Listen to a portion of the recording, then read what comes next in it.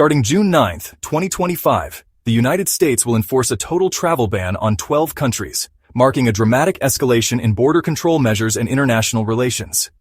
This isn't just a minor adjustment to existing visa rules, it's a complete and uncompromising shutdown of entry. No students, no workers, no tourists, no refugees, and absolutely no exceptions.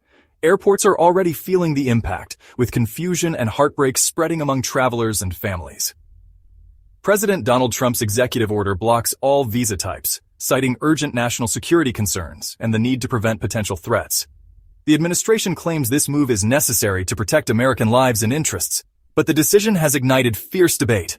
Critics, including human rights groups and foreign leaders, call the ban discriminatory and deeply damaging to America's global image. They warn it could alienate key allies, devastate families, and undermine the nation's long-standing reputation as a land of opportunity and refuge.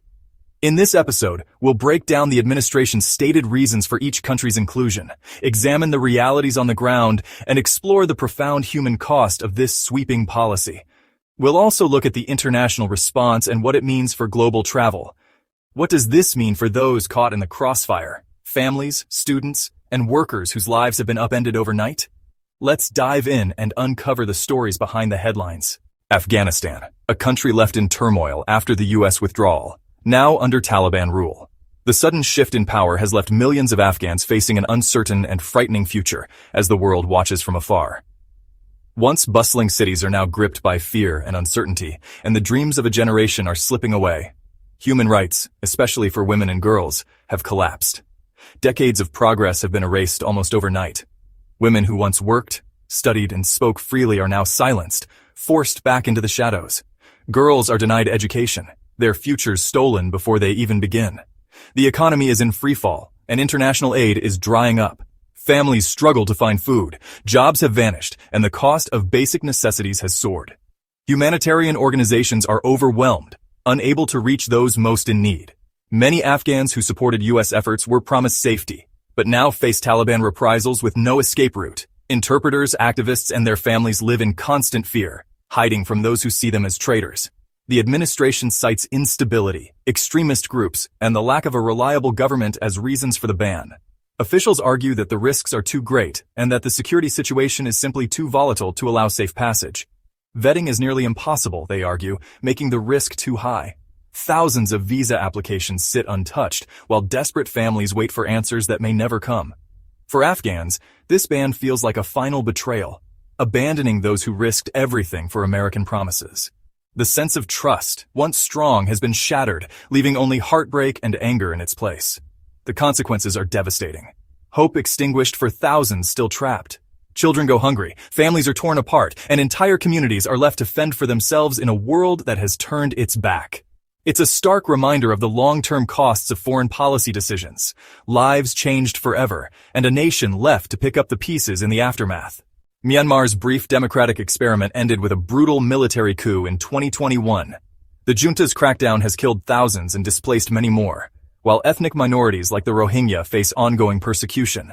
The U.S. imposed sanctions, but the regime remains defiant and uncooperative. The travel ban reflects deep concerns: instability, lack of reliable documentation, and fears of human rights abusers fleeing justice. Yet, it also blocks activists and victims seeking refuge, further isolating Myanmar's people.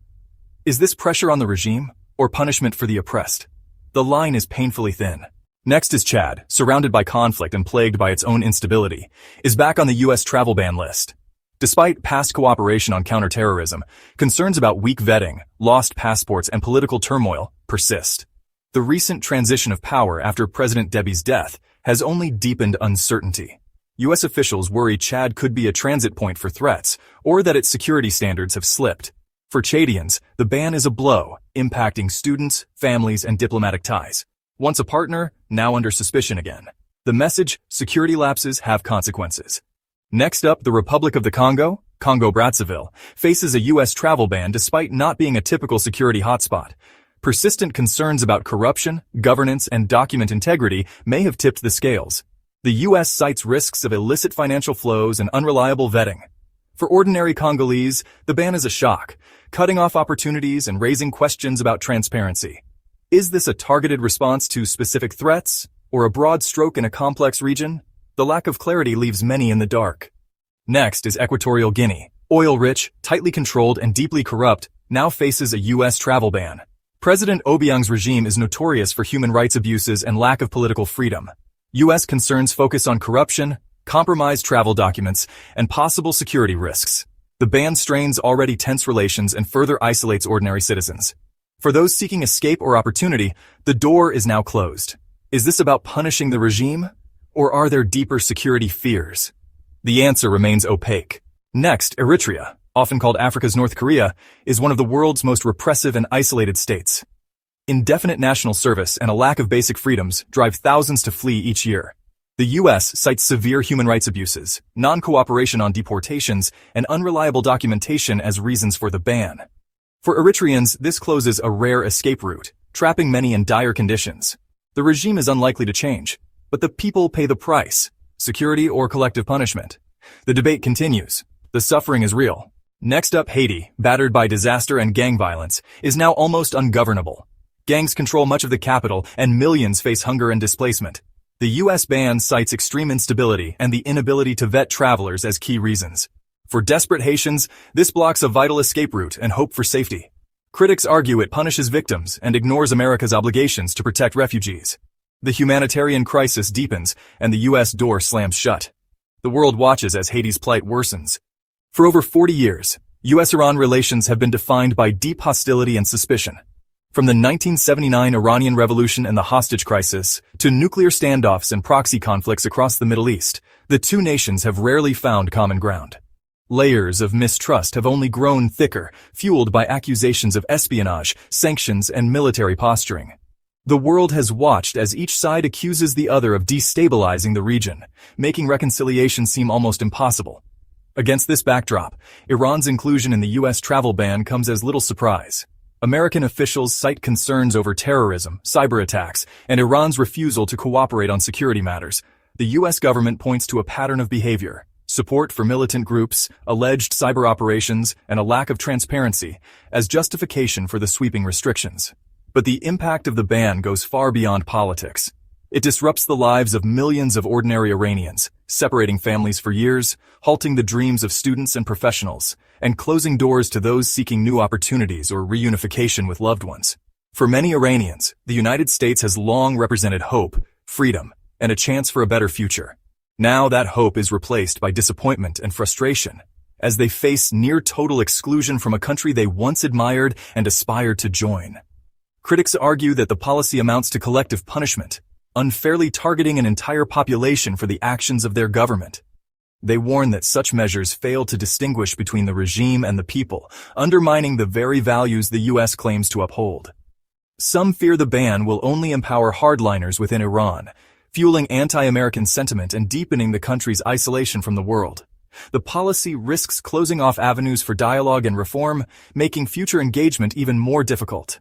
Security concerns are real and must be addressed, but so is the profound human cost of these sweeping restrictions. The dilemma remains unresolved, leaving both nations and countless lives caught in the crossfire of geopolitics. Libya's post-Gaddafi chaos has made it a haven for militias and extremist groups. The U.S. remembers Benghazi and fears unchecked migration, weapons flows, and terrorist infiltration. With no unified government, vetting is impossible, and security risks are high. The travel ban targets these threats, but also blocks ordinary Libyans seeking safety, education, or family reunification. The policy isolates a population already suffering from conflict. Is it necessary protection, or another blow to a nation in crisis?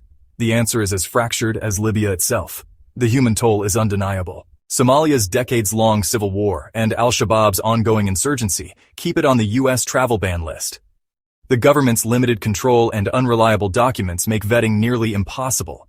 U.S. officials cite persistent terror threats and the risk of infiltration. The ban hits the Somali diaspora hard. Family reunification, education, and medical care are all out of reach. Once again, ordinary people pay for the failures of their state. Security is paramount, but the cost is steep. The cycle of conflict and isolation continues. Hope remains distant. Sudan's brief hope for democracy collapsed after a 2021 military coup and renewed civil war. The U.S. lifted sanctions, then watched as violence and humanitarian disaster returned. With no effective government and widespread fighting, vetting is impossible. The travel ban reflects these dire realities, closing the door to Sudanese seeking safety or family reunification. For many, it's a tragic reversal of hope. The U.S. cites security, but the human cost is immense. Another nation, another closed door. Yemen's civil war has created the world's worst humanitarian crisis. Starvation, disease, and displacement are rampant. The U.S. ban cites active terror groups, Houthi attacks, and the collapse of government authority. Vetting is impossible, and the risk of hostile actors is high. For Yemenis, the ban means no escape from war, no access to medical care or education abroad. The suffering intensifies, and isolation grows. Security threats are real, but so is the suffering of millions. The ethical dilemma is stark. The world's response remains inadequate. 12 nations, one sweeping U.S. travel ban, framed as security, condemned as discrimination. The administration insists it's about protecting Americans from instability and terror. Critics say it's collective punishment, echoing past policies that hurt the innocent and damage America's image.